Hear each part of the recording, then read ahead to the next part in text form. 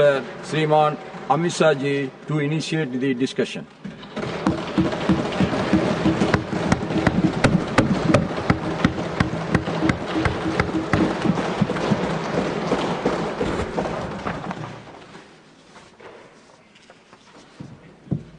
सभापति महोदय, यह सदन जब से बना तब से कई सारे ऐतिहासिक पल इस सदन ने जिए भी हैं और सदन की कार्यवाही के माध्यम से राष्ट्र जीवन की स्मृति में वो समाहित भी हुए हैं।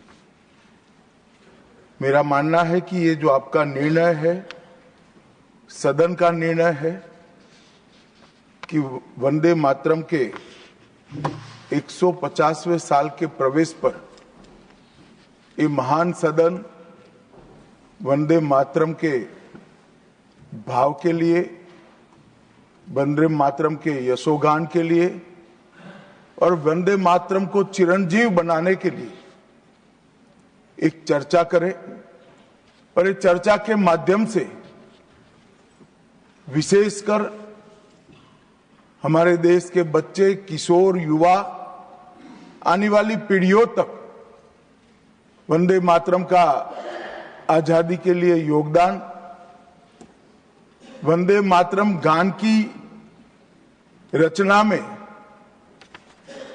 राष्ट्रभक्ति और राष्ट्र की संस्कृति के प्रति समर्पण का जो भाव है, उसका आने वाले महान भारत की रचना में योगदान, इसके संकल्प के साथ जुड़ाव, ये सभी चीजों से हमारी आने वाली पीढ़ियां भी युक्त हो। इसलिए मैं आपका और सदन के सभी सदस्यों का हृदय पूर्वक बहुत बहुत अभिनंदन करना चाहता हूं कि आज ये चर्चा यहां पर आकार ले रही है। महोदय, हम सब सौभाग्यशाली हैं कि हम एक ऐतिहासिक पल के साक्षी भी बन रहे हैं और इसमें हिस्सा भी ले रहे हैं। ये महान सदन में जब वंदे मातरम की चर्चा हो रही है, तब कल कुछ सदन सदस्यों ने लोकसभा में प्रश्न उठाया था कि आज वंदे मातरम की चर्चा, वंदे मातरम पर चर्चा की जरूरत क्या है।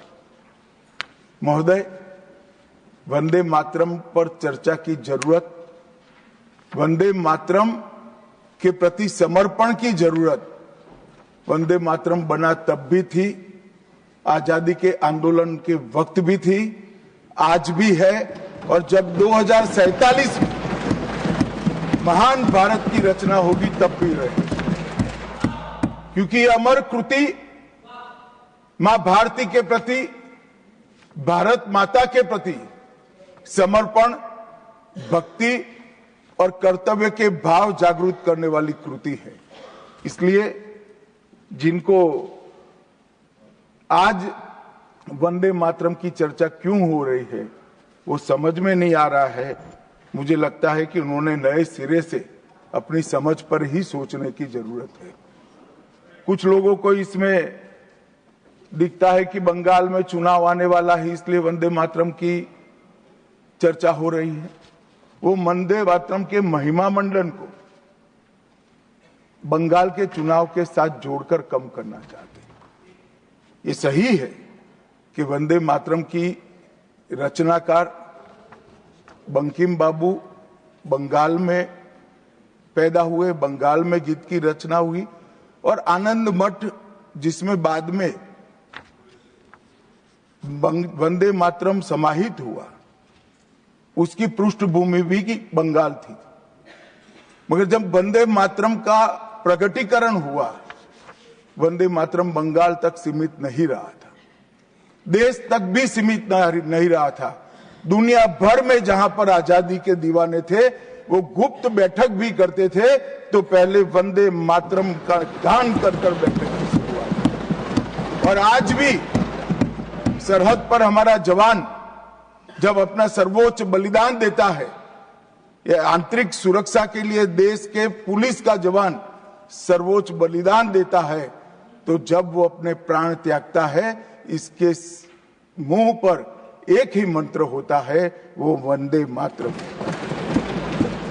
मान्यवर, ये वंदे मातरम का गान, वंदे मातरम का गीत, ये भारत माता को गुलामी की जंजीरों से मुक्त करने का नारा बना था, आजादी के उद्घोष का नारा बन चुका था, आजादी के संग्राम का एक बहुत बड़ा प्रेरणा स्रोत बना था, और शहीदों को अंतिम बलिदान, सर्वोच्च बलिदान देते वक्त अगले जन्म में भी भारत में ही जन्म लेकर फिर से मां भारती के लिए बलिदान करने की प्रेरणा वंदे मातरम से मिली। और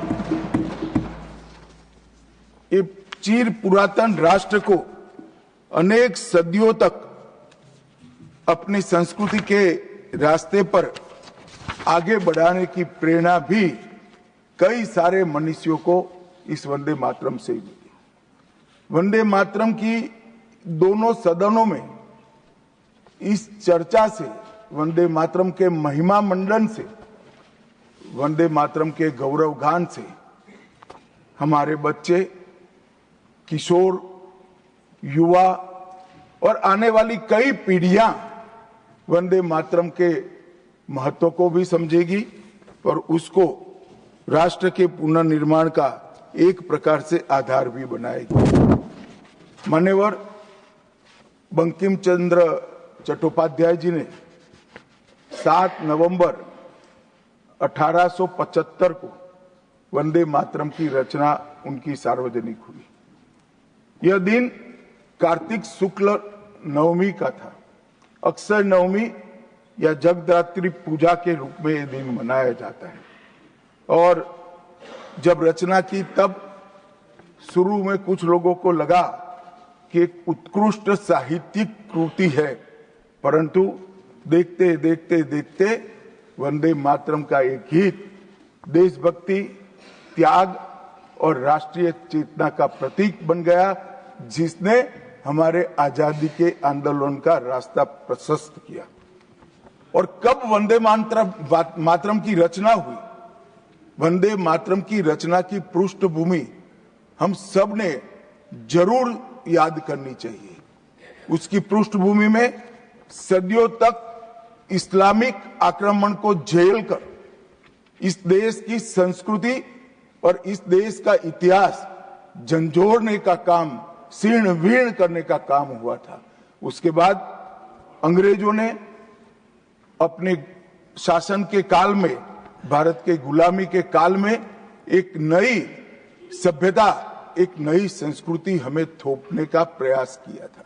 और उस वक्त ये वंदे मातरम का रचना बंकिम बाबू ने की, और वो रचना के अंदर बहुत बारीकी से जो हमारी मूल सभ्यता थी, हमारा सांस्कृतिक राष्ट्रवाद था, देश को माता के रूप में कल्पना कर कर, देश की माता के रूप में जो कल्पना की, इसकी आराधना करने की हमारी परंपरा थी, उसको उन्होंने पुनः प्रस्तापित किया था।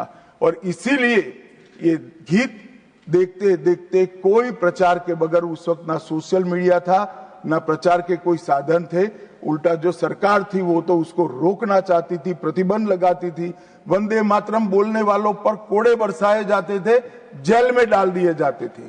फिर भी वो सारे प्रतिबंधों को पार कर कर हर एक व्यक्ति के मन को भी छुआ, आत्मा को भी छुआ, और अनेक प्रताड़नाएं झेलते हुए भी वंदे मातरम कश्मीर से कन्याकुमारी तक फैल गया। मान्यवर, ये एक प्रकार से भारत के संस्कृति के प्रति श्रद्धा रखने वाले सभी लोगों को पुनः जागरण का मंत्र बन गया। गुलामी के कालखंड में कई मंदिर, विश्वविद्यालय, कला केंद्र, हमारी कृषि व्यवस्था है, हमारी शिक्षा व्यवस्था, कई सारी लाइब्रेरी अस्त व्यस्त हो गई, तोड़ दी गई, शीर्ण वीर्ण कर दी गई। मगर हमारी संस्कृति, उसके भाव को हमारे जनमानस से कोई नहीं मिला। मगर एक जरूरत थी वो भाव को जागरूक करने की और वो भाव को पुनः संगठित करने की। उसी वक्त बंकिम बाबू ने वंदे मातरम की रचना की और देखते देखते वंदे मातरम का नारा अक्रॉस द कंट्री, पूरे देश में ट्रैवल कर गया मान्यवर, और अंडमान निकोबार की जेलों तक पहुंच गया। उसको ना अंग्रेज रोक सके, ना अंग्रेजों की सभ्यता को स्वीकारने वाले लोग रोक सके। मान्यवर, वंदे मातरम ने एक ऐसे राष्ट्र को जागरूक किया जो अपनी दिव्य शक्ति को भुला चुका था। राष्ट्र की आत्मा को जागरूक करने का काम वंदे मातरम ने किया। यह इसीलिए महर्षि अरविंद ने कहा, वंदे मातरम भारत के पुनर्जन्म का मंत्र है। श्री अरविंद का ये वाक्य, इसका गर्भित अर्थ वो वंदे मातरम की महत्ता को बताता है। मान्यवर, अरविंद घोष ने यह भी कहा कि देश को एक ऐसे मंत्र की आवश्यकता थी और ईश्वर ने उसे साकार करने के लिए ही बंकिम बाबू को इस भूमि पर भेजा। श्री अरविंद का वंदे मातरम के लिए भाव बच्चे बच्चे के लिए एक प्रेरणा स्रोत बन गया और हमारे आजादी का नारा बन गया। मान्यवर, हमारे देश को जो लोग समझते हैं, लोग जो जानते हैं, वो सभी लोगों को मालूम है कि हमारा देश पूरी दुनिया में एक प्रकार से अनूठा देश है। दुनिया के कई देशों की रचना अधिनियमों से हुई, कहीं युद्धों के कारण हुई, कहीं युद्ध के बाद संधि के कारण हुई। भारत एकमात्र ऐसा देश है जिसकी सीमाएं कोई अधिनियम से तय नहीं की है। हमारे देश की सीमाएं हमारी संस्कृति ने तय की है और संस्कृति ने इस भारत को जोड़ कर रखा है। और इसीलिए सांस्कृतिक राष्ट्रवाद का जो कंसेप्ट था, उस सांस्कृतिक राष्ट्रवाद के कंसेप्ट को, सांस्कृतिक राष्ट्रवाद के विचार को सबसे पहले गुलामी के कालखंड में जागरूक करने का काम बंकिम चंद्र चट्टोपाध्याय जी ने किया। हम पूरे देश को एक बार फिर से देखें तो हमें मालूम पड़ेगा कि हमारे देश को जोड़ने वाला मंत्र हमारी संस्कृति है। हमारे देश को जोड़ने वाली, एक रखने वाला मंत्र हमारी संस्कृति है। और इसी के कारण वंदे मातरम का जो उद्घोष हुआ, उसने सांस्कृतिक राष्ट्रवाद के सिद्धांत को पहली बार एस्टैब्लिश करने का काम किया। जब अंग्रेजों ने वंदे मातरम पर कई सारे प्रतिबंध लगाए, तब बंकिम बाबू ने एक पत्र में लिखा था, मुझे कोई आपत्ति नहीं है, मेरे सभी साहित्य को गंगा जी में बहा दिया जाए। यह मंत्र वंदे मातरम अनंत काल तक जीवित रहेगा। यह एक महान गान होगा और लोगों के हृदय को जीत लेगा और भारत के पुनर्निर्माण का यह मंत्र बनेगा। आज हम देख रहे हैं कि बंकिम बाबू के वो शब्द सच हुए हैं। भले देर से ही सही, ये पूरा राष्ट्र आज सांस्कृतिक राष्ट्रवाद की परिकल्पना को स्वीकार कर आगे बढ़ रहा है। और मान्यवर, हम सब जो भारत माता की संतानें हैं, वो मानते हैं कि ये देश कोई जमीन का टुकड़ा नहीं है। वो उसको हम माँ के रूप में देखते हैं और उसका भक्ति गान भी करते हैं, और वो भक्ति गान की अभिव्यक्ति ही वंदे मातरम है। मान्यवर, आज मैं सदन में जब ये चर्चा हो रही है तब बताना चाहता हूं, वंदे मातरम की रचना में हमारे जीवन में देश की, भारत माता की कल्पना का जो योगदान है, उसको बहुत अच्छे तरीके से भावना के साथ वर्णन किया है। जल, फल और समृद्धि तीनों की दायिनी भारत माता को बताया गया। शोभित पुष्पों से मन को प्रफुल्लित करने वाली भी भारत माता को बताया गया। सरस्वती, लक्ष्मी, दुर्गा, ये तीनों का जो स्वरूप है वो भारत माता है। एक प्रकार से हमारा समृद्धि, हमारी सुरक्षा, हमारा ज्ञान, हमारा विज्ञान, ये सब भारत माँ की ही कृपा है और उसकी आराधना से ही प्राप्त हो सकता है। इतना बड़ा एक संकल्प बंकिम बाबू ने रखा। दुर्गा की वीरता, लक्ष्मी की संपन्नता और सरस्वती की मेघा, ये तीनों हमें भारत माँ की कृपा ही दे सकती है, यह मिट्टी ही दे सकती है। इसीलिए इसको बार बार प्रणाम करना चाहिए, माँ को प्रणाम करना चाहिए। मान्यवर, एक प्रकार से जिसकी उद्घोषणा 150 साल पहले बंकिम बाबू ने की, ये विचार तो बहुत चिर पुरातन है। रामायण के अंदर प्रभु श्री राम ने भी जब उनको सलाह दी गई कि इतनी वैभवशाली लंका है, आप लंका जीत ही लिए हो, तब अयोध्या जाकर क्या करना है, यहीं रह जाते हैं। तब उन्होंने कहा कि माता और मातृभूमि ईश्वर से भी बड़ी होती है, मैं माता और मातृभूमि का ध्यान करूं। मातृभूमि के महिमा मंडन प्रभु श्री राम ने भी किया। मातृभूमि का महिमा मंडन आचार्य शंकर ने भी किया और मातृभूमि का महिमा मंडन आचार्य चाणक्य ने भी किया। ये सभी ने समय समय पर हमारे अस्तित्व को मातृभूमि के साथ जोड़ने का काम किया। मातृभूमि ही हमें पहचान देती है, वो ही हमें भाषा देती है, वो ही सभ्य जीवन जीने की संस्कृति का आधार बनाती है और वो ही हमारे जीवन को ऊपर उठाने का अवसर देती है। इसलिए मातृभूमि से ज्यादा कुछ हो नहीं सकता। ये भाव जो चिर पुरातन भाव था, उसको बंकिम बाबू ने पुनर्जीवित किया और वो घनघोर रात्रि जैसे गुलामी के कालखंड के अंदर जैसे एक बिजली प्रकाश फैला देती है, उसी प्रकार से वंदे मातरम के गान ने घनघोर अंधेरे के अंदर, जन जन के अंदर गुलामी की मानसिकता छोड़कर आजादी की प्राप्ति, स्वराज की प्राप्ति का एक जोश जगाने का काम किया। मान्यवर, महर्षि अरविंद ने वंदे मातरम को गीत नहीं, हमारी आध्यात्मिक शक्ति का प्रतीक माना। उन्होंने बहुत सुंदर तरीके से वर्णन किया है कि स्थूल, सूक्ष्म और कारण तीनों प्रकार से वंदे मातरम भारत की शक्ति को जगाता है। स्थूल शरीर, वंदे मातरम का उच्चारण हमारी शरीर में शक्ति और उत्साह भरता है।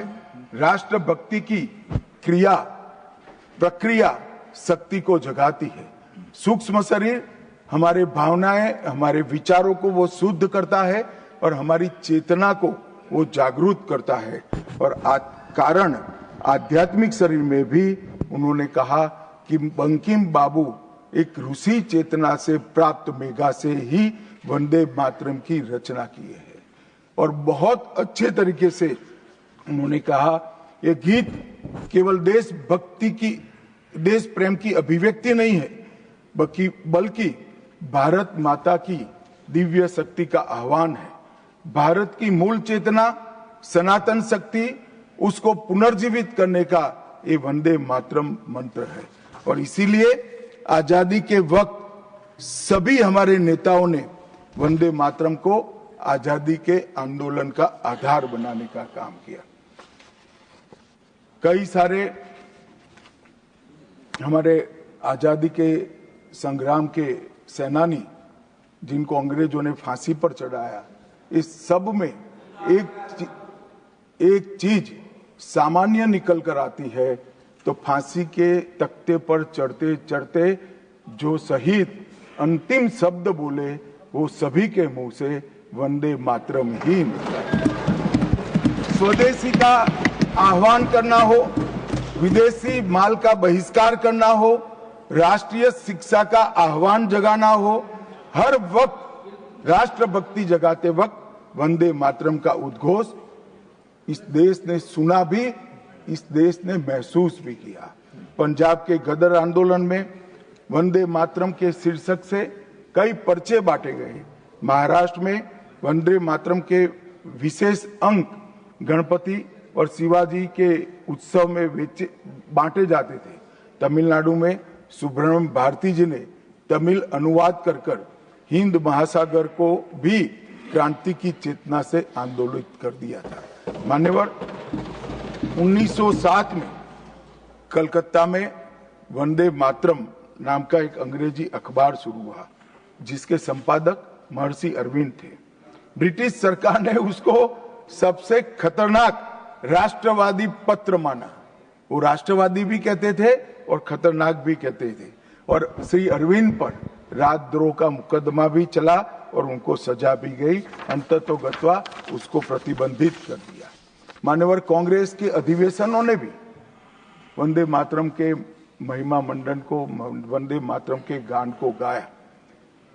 1896 में गुरुवर टैगोर ने कांग्रेस अधिवेशन में इसको पहली बार सार्वजनिक रूप से गाया। 1905 में कांग्रेस के वाराणसी अधिवेशन में महान कवियत्री गायिका सरला देवी चौधरानी ने पूर्ण वंदे मातरम का गायन किया। और 15 अगस्त 1947 को जब देश आजाद हुआ, सुबह 6:30 बजे सरदार पटेल के आग्रह पर पंडित ओमकार नाथ ठाकुर जी ने आकाशवाणी से अपने मधुर स्वर में वंदे मातरम का गान कर देश को भावुक कर दिया। और ये सभी भावना को देखते हुए संविधान सभा की अंतिम बैठक 24 जनवरी 1950 को संविधान सभा के अध्यक्ष राजेंद्र प्रसाद जी की अध्यक्षता में जो हुई, उसमें राष्ट्रगान के बराबर सम्मान देते हुए वंदे मातरम को राष्ट्रगीत घोषित करने का काम किया। मान्यवर, मैं कल देख रहा था कांग्रेस के कई सदस्य आज वंदे मातरम की चर्चा क्यों जरूरी है और इसको एक राजनीतिक हथकंडा या तो मुद्दों पर से ध्यान भटकाने का एक हथियार मानते थे। मान्यवर, मुद्दों पर चर्चा करने से कोई नहीं डरता है। संसद का बहिष्कार हम नहीं करते हैं। संसद का बहिष्कार अगर करना है, संसद का बहिष्कार न करे, संसद चलने दे, तो सब मुद्दों पर चर्चा होगी। हमें कुछ डरने जैसा नहीं है, छिपाने जैसा नहीं है। कोई भी मुद्दा हो, हम चर्चा करने के लिए तैयार है। परंतु वंदे मातरम के गान की चर्चा को, वंदे मातरम के गान पर की चर्चा को टालने की ये मानसिकता ये नई नहीं। मान्यवर, ये तो वंदे मातरम का 150वां साल है। हर महान रचना का, हर महान घटना का महत्वपूर्ण साल कई मायनों में हमारे देश में मनाता जाता है। तो ये तो 150वां साल है। अब हम थोड़ा पीछे मुड़कर देखते हैं। मान्यवर, जब वंदे मातरम के 50 साल हुए तब क्या हुआ? वंदे मातरम के 50 साल हुए, देश आजाद नहीं हुआ था। और वंदे मातरम की स्वर्ण जयंती हुई 1937 में। तब जवाहरलाल नेहरू जी ने वंदे मातरम के 2 टुकड़े कर उसको 2 अंतरों तक सीमित करने का काम किया। कांग्रेस पार्टी की 50वें साल में जो एक प्रकार से वंदे मातरम का महिमा मंडन करने की पद्धति थी,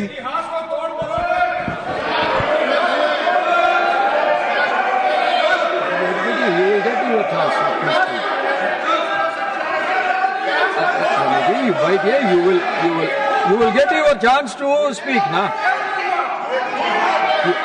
Unless he yields, right here, no. Unless he yields, how I can? Unless he yields, how I can? मान्यवर, 1 मिनट में उनको बहुत समय दिया गया। अपने समय पर बोले ना, मुझे कोई आपत्ति नहीं। आपका समय, खड़गे साहब, आपका समय आएगा। Garge ji, सभापति महोदय, going to get your time. Please wait. Garge ji, you are going to get your time. Please wait. Let him speak.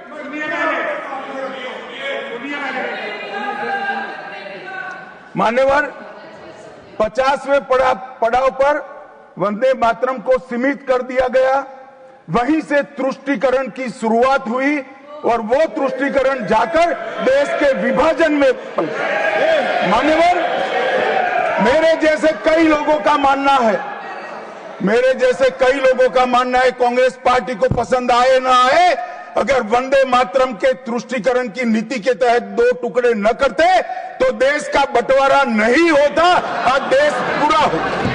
मान्यवर, 50 साल के बाद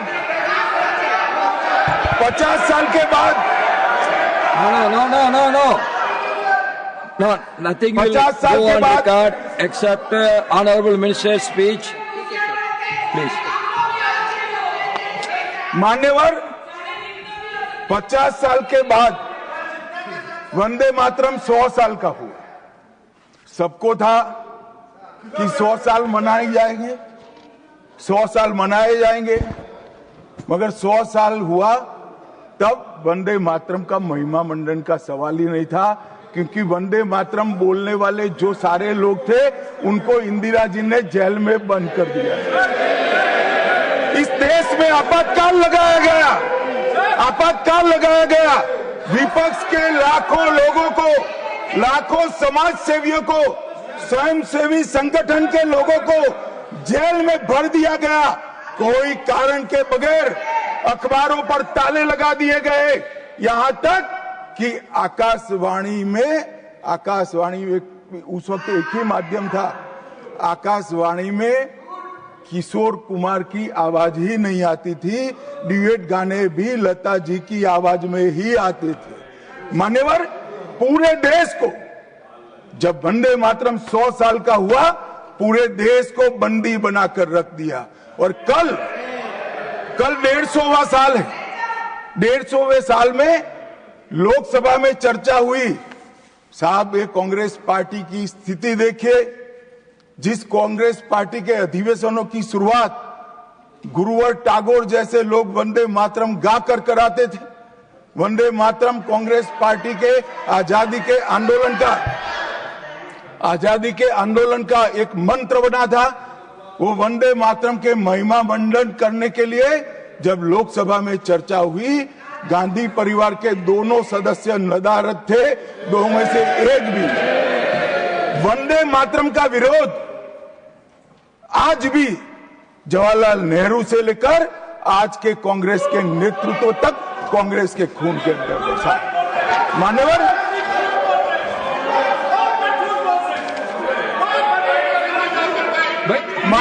प्लीज आप बैठिए।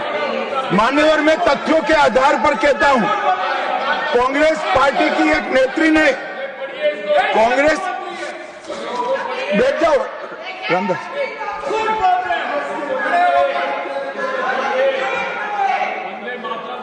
अरे दिग्विजय जी, अब नौकरी पक्की है इस आयु में, क्या कर रहे हो भैया? अब नहीं जाएगी नौकरी।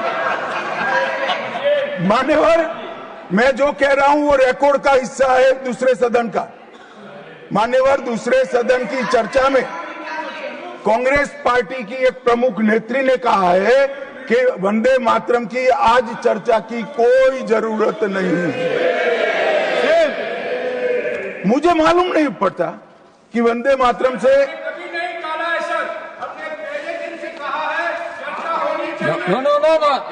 नेत्री क्या कहा? जयराम रमेश जी, प्लीज बैठिए, प्लीज आप बैठिए जी। साहब, माननीय सदस्य जयराम जी का प्रॉब्लम है कि वो सिर्फ विपक्ष की ही बात सुनते हैं, अपने नेताओं की बात को सुनते नहीं है। मैंने ऐसा नहीं कहा, आपने कहा है। मैंने ऐसा कहा कि लोकसभा में चर्चा में कांग्रेस पार्टी की एक प्रमुख नेत्री ने कहा है कि अभी इस समय वंदे मातरम की चर्चा की कोई जरूरत नहीं। ये रिकॉर्ड पर है, रिकॉर्ड पर।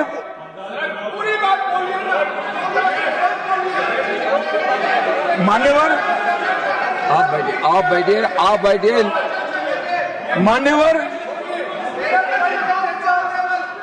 मान्यवर, जिस गीत को, जिस गान को महात्मा गांधी ने राष्ट्र की शुद्धतम आत्मा से जुड़ा हुआ गीत कहा, बिपिन चंद्र पाल ने एक राष्ट्र धर्म है जिसमें राष्ट्रभक्ति और कर्तव्य दोनों समाहित है, जिसकी अभिव्यक्ति वंदे मातरम करता है, वो वंदे मातरम का टुकड़ा करने का काम भी कांग्रेस पार्टी ने किया था।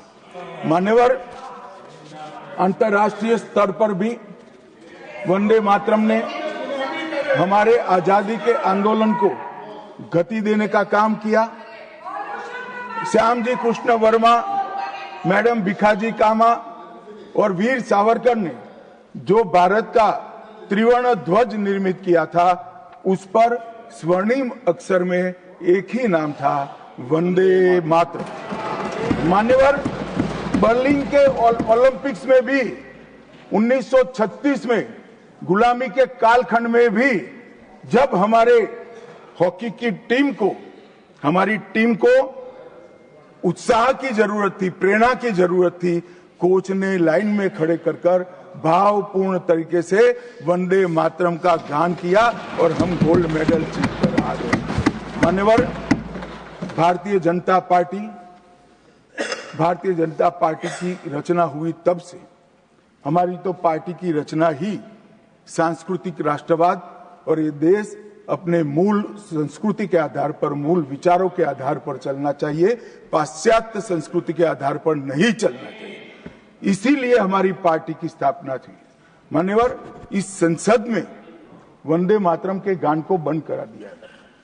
अब फिर से खड़े हो जाएंगे कि नहीं नहीं नहीं, आप गलत बोल रहे हो, मगर इस रिकॉर्ड है मान्यवर महोदय। 1992 में भाजपा सांसद श्री राम नाईक ने एक शॉर्ट ड्यूरेशन डिस्कशन के माध्यम से वंदे मातरम को संसद में फिर से गाने की शुरुआत करने के लिए एक मुद्दा उठाया और उस वक्त प्रतिपक्ष के नेता लाल कृष्ण आडवाणी जी ने बहुत प्रमुखता के साथ लोकसभा के स्पीकर को कहा कि इस महान सदन के अंदर वंदे मातरम का गान होना चाहिए, क्योंकि संविधान सभा ने इसको स्वीकारा है। और फिर लोकसभा ने सर्वानुमत से 1992 में वंदे मातरम के गान की शुरुआत की। मान्यवर, हम जब वंदे मातरम की गान की शुरुआत कर रहे थे, उस वक्त भी मैं नाम देना नहीं चाहता, वरना औचित्य के सवाल उठाएंगे, कुछ टेक्निकल मुद्दे उठाएंगे, मगर इंडी अलायंस के ढेर सारे लोगों ने, मेरे पास नाम की सूची है, इनको आपत्ति नहीं हो तो मैं पढ़ सकता हूं, ढेर सारे लोगों ने कहा था कि हम वंदे मातरम नहीं गाएंगे, ना बोल दिया। और मैंने मेरी आंख से देखा है, कई सारे सदस्य वंदे मातरम होता है तो वंदे मातरम के गान के पहले संसद में बैठे होते हैं तो भी खड़े होकर बाहर चले जाते हैं। मैं आपको विश्वास से कह सकता हूं मान्यवर, ये कह रहे हैं कि कांग्रेस पार्टी पर झूठे आरोप लगाए। मैं विश्वास से कह रहा हूं, भारतीय जनता पार्टी का एक भी सदस्य वंदे मातरम के गान के वक्त सम्मान के साथ खड़ा न हो, ऐसा हो ही नहीं सकता, क्योंकि वंदे मातरम के गान के प्रति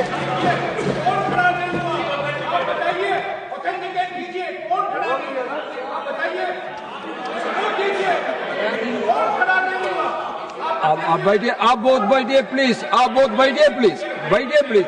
You will get your chance to speak. You can say your opinion when the turn comes to you.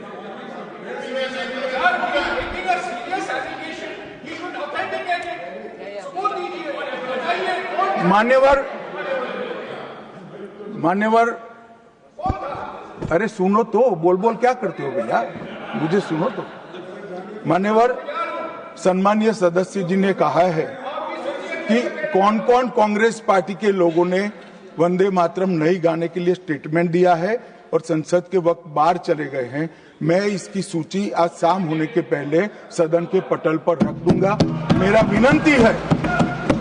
विनंती है कि वो कांग्रेस सदस्यों के नाम इस चर्चा का हिस्सा करने के लिए आप आदेश करिएगा। इस सदन की चर्चा के रिकॉर्ड पर रहना चाहिए कि कांग्रेस पार्टी के सदस्य वंदे मातरम का विरोध करते हैं। इस देश की जनता इनको जाननी चाहिए। माननीय, मैं दे देता हूं, दिग्विजय सिंह पढ़ लीजिएगा।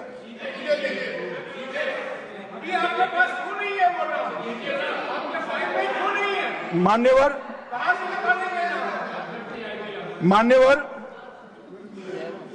वंदे बंकिम चंद्र चटर्जी की, चट्टोपाध्याय जी की 130वीं जयंती पर हमारी सरकार ने, डाक विभाग ने एक स्टैंप जारी किया। स्वतंत्रता की 75 की वर्षगांठ के उपलक्ष्य में हर घर तिरंगा का अभियान भी हमने करा और उस वक्त हमारे प्रधानमंत्री जी ने जनता का आह्वान किया था कि तिरंगा फहराते वक्त वंदे मातरम बोलना नहीं भूलना चाहिए। और मान्यवर, ये वंदे मातरम की 150वीं वर्षगांठ, उसको भी भारत सरकार बहुत अच्छे तरीके से हमने मनाने का तय किया है। 1 अक्टूबर 2025 को केंद्रीय मंत्रिमंडल ने पूरा वर्ष वंदे मातरम के यशोगान में मनाया जाएगा, इसका प्रस्ताव पारित किया। 24 अक्टूबर 25 को राष्ट्रीय और अंतर्राष्ट्रीय स्तर पर समन्वयित कार्यक्रमों की रूपरेखा तय की गई। माननीय प्रधानमंत्री जी ने भारत माता को पुष्पांजलि देकर 7 नवंबर 25 को नई दिल्ली में ये वर्ष का शुभारंभ किया। उसका चरण 1 नवंबर में हो चुका है, चरण 2 जनवरी 26 में होगा, चरण 3 अगस्त 26 में होगा और चरण 4 नवंबर 26 में होगा। स्मारक डाक टिकट का वो भी हम जारी कर चुके हैं, सिक्का भी जारी कर चुके हैं। वंदे मातरम नाद एकम रूप अनेकम ऐसे शीर्षक से 75 वादकों द्वारा विशेष सांस्कृतिक प्रस्तुतिकरण की रचना भी हो चुकी है और सुबह 10 बजे उस दिन 7 नवंबर को देश भर में सामूहिक वंदे मातरम का गान भी भारत सरकार के आह्वान पर देश की जनता ने किया। मान्यवर, वंदे मातरम के 150 वर्ष, इसकी डॉक्यूमेंट्री और प्रदर्शनी बनाई गई है हर जिला सेंटर पर और हो सके तो तहसील सेंटर पर उसको दिखाया जाएगा। डिजिटल मोड पर करोड़ों लोगों को वो प्रदर्शनी भी भेजी जाएगी। ऑल इंडिया रेडियो, दूरदर्शन और FM चैनलों पर विशेष कार्यक्रमों को प्रसारित करने का हमने आयोजन किया है। प्रेस सूचना ब्यूरो द्वारा टायर T2 और टायर 3 शहरों में चर्चा सभाएं का आयोजन होने वाला है। सभी भारतीय दूतावासों में वंदे मातरम आधारित सांस्कृतिक संध्याएं आयोजित होने वाली है। Vande Mataram salute to mother earth के तहत वृक्षारोपण अभियान चालू है। हाईवे पर देशभक्ति आधारित वंदे मातरम के इतिहास को दर्शाते हुए भित्ति चित्र भी हम रखने वाले हैं। रेलवे स्टेशन और हवाई अड्डों पर LED डिस्प्ले के माध्यम से सार्वजनिक घोषणा भी होगी और वंदे मातरम और बंकिम चंद्र चट्टोपाध्याय जी पर 25 लघु फिल्में 1-1 मिनट की बनाने का भी हमने शुरुआत कर लिया है। मान्यवर, देश के प्रधानमंत्री जी ने लाल किले से अमृत काल के लिए पंच प्रण की घोषणा की थी। इसमें एक, जब देश आजादी की शताब्दी मनाता हो उस वक्त विकसित भारत का लक्ष्य हमने तय करना है। गुलामी की हर मानसिकता से मुक्ति प्राप्त करनी है। अपनी विरासत पर गर्व लेना है। देश की एकता और एकजुटता और अखंडितता को हमें संभाल कर रखना है और नागरिकों में कर्तव्य की भावना को हमें आगे बढ़ाना है। मान्यवर, जब देश के आजादी के 75 साल हुए, कोरोना काल होने के बावजूद 2 साल तक पूरे देश के हर गांव-गांव में आजादी के अमृत महोत्सव को मनाया गया। अमृत महोत्सव के माध्यम से इस देश की युवा पीढ़ी को हमारी 1857 से 1947 तक की पूरी आजादी के संघर्ष को हमारे युवाओं को परिचित कराया। कई नामी, कई अनामी, जिनके नाम भी इतिहास में दर्ज नहीं हुए, ऐसे स्वतंत्रता संग्राम के नायकों को ढूंढकर उनके स्मारक बनाए गए। देश भर में कई कार्यक्रम हुए और देशभक्ति का एक नया ज्वार खड़ा करने का प्रयास आजादी के बाद पहली बार 75 साल जब मनाए गए तब हुआ। और वहां से अटके नहीं, माननीय प्रधानमंत्री जी ने अमृत काल का विचार रखा। आजाद हुए तब से 75 साल जितनी भी सरकारें आई, अच्छा काम किया, सबने देश को बहुत आगे बढ़ाया है। हमने हमारे लोकतंत्र को पाताल से भी गहरा पहुंचाया है। हमारे लोकतंत्र की जड़ें आज मजबूत हो चुकी है मान्यवर।